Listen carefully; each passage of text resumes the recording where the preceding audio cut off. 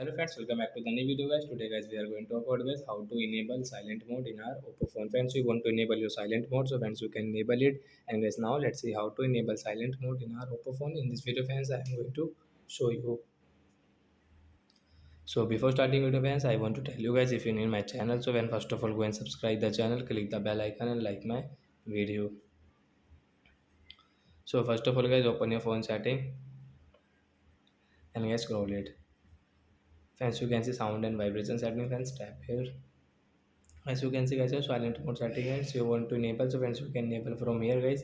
Tap on this button and guys your silent mode will enable. And guys you cannot use guys your ringtone and guys notification setting. Guys you can see silent mode is enabled and guys you can see silent mode icon on your screen. You can check guys.